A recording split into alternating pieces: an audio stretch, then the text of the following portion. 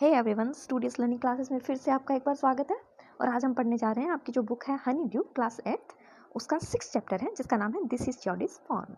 ये जो स्टोरी है वो एक जोडी नाम के लड़के की है और वो क्या सोचता है उस बच्चे के बारे में जो हिरन का होता है। फॉन का मतलब होता है हिरन का बच्चा, जो अकेला रह जाता है जंगल में जब उसकी माँ की डेथ हो जाती है, उसकी माँ को मार दिया जाता है। तो चलिए इस स्टोरी को पढ़ते हैं, देखते हैं क्या है इसमें। In this story Jody's father has been bitten by a rattlesnake. इस कहानी में क्या होता है कि जोडी के जो पिताजी हैं उन्हें एक रेटल स्नैक बाइट कर लेता है, यानी खा जाता है। He quickly kills a doe and uses its heart and liver to draw out the poison. तो उसके पिताजी क्या करते हैं कि जल्दी से एक हिरन को मारते हैं। डॉ का मतलब होता है कि जो मादा हिरन होती है उसे डॉ कहा जाता है। तो उस मादा हिरन को मारते हैं और उसका जो हार्ट और लीवर है उसको अपने पॉइजन को काटने के लिए काम में ले लेते हैं। तो वो जो जोडी है वो ये सोचता है कि अब क्या हुआ होगा उस छोटे से लिटिल फोन मतलब वो छोटा सा हिरन का बच्चा जो था वो अकेला रह गया था अपनी माँ के बगैर। तो उसका उस इतने बड़े जंगल में अकेले का क्या हुआ होगा, तो वो यही सोचता है।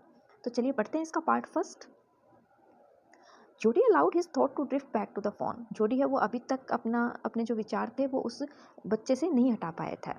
He could not kept it out of his mind. वो अभी तक अपने विचारों को या उस जो फ़ोन था उसे अपने माइंड से नहीं निकाल पाया।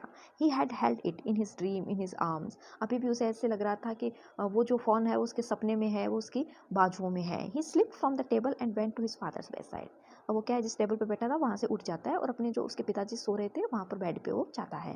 पैनी ले एट रेस्ट। अब उनके पिताजी का नाम है पैनी। वो आराम से लेटे हुए थे। His eyes were open and clear.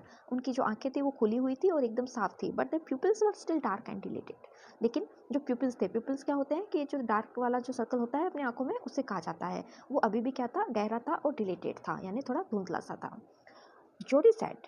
तो वो बच्चा कहता है अपने पिताजी को, आर यू फीलिंग पा, कि हाउ आर यू फीलिंग पा, कि आप कैसा फील कर रहे हैं पिताजी इस वक्त। जस्ट फाइन सन। तो वो कहता है कि अब मैं थोड़ा ठीक हूँ।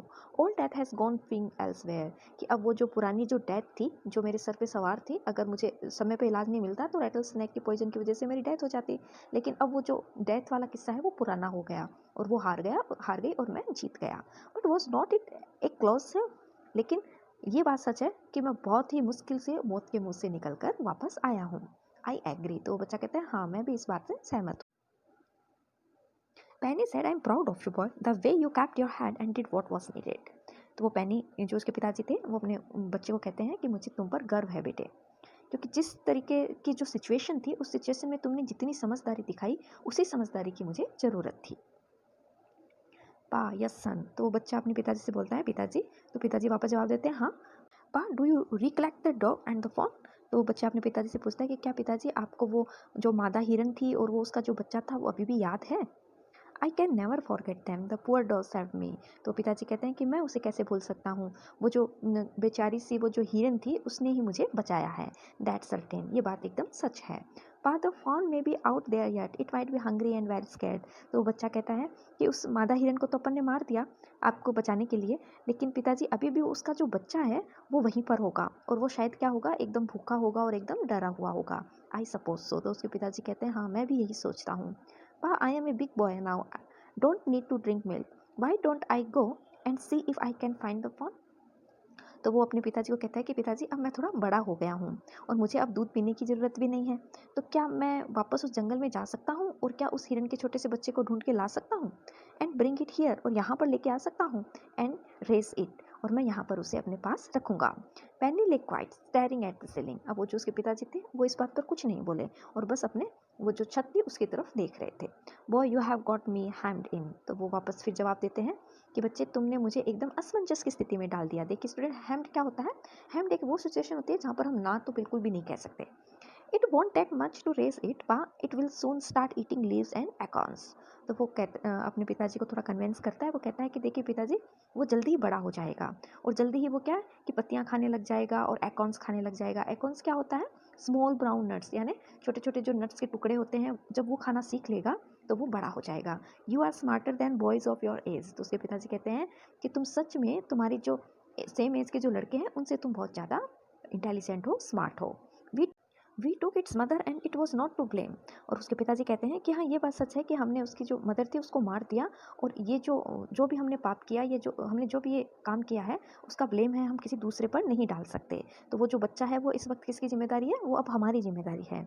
Surely it seem ungrateful to leave it to starve son, I can't say not to you, I never thought I had live to see another day.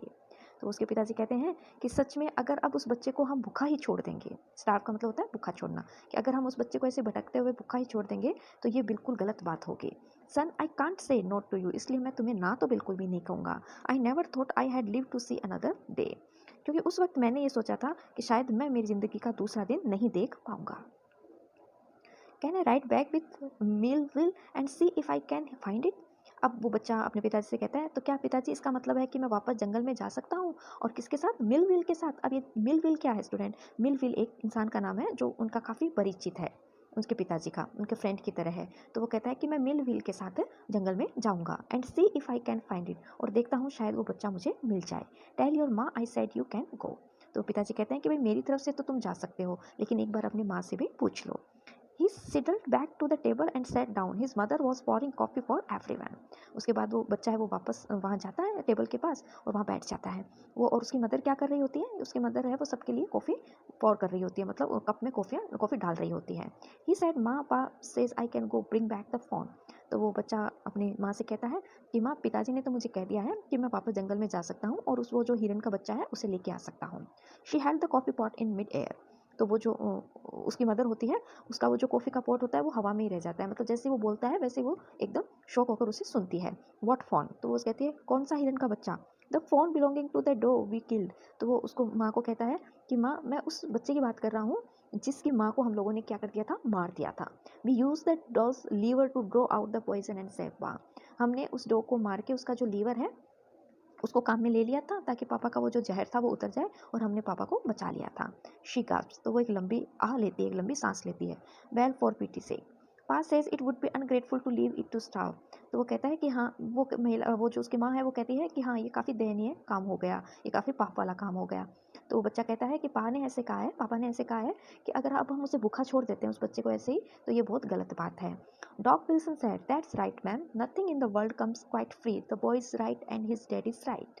अब ये डॉग विल्सन क्या है, ये एक डॉक्टर हैं जो उसके पिताजी को उस वक्त देखने के लिए घर पे आते हैं। तो वो जो डॉक्टर विल्सन है वो भी कन्विंस करते हैं उसकी मदर को, और वो कहते हैं कि ये जो बच्चा कह रहा है ये बिल्कुल सही बात है, इस दुनिया में ऐसा कुछ भी नहीं है जो हमें फ्री में मिल जाए। The boy is right and his dad is right, ये लड़का एकदम सही है और इनके पिताजी भी एकदम सही है।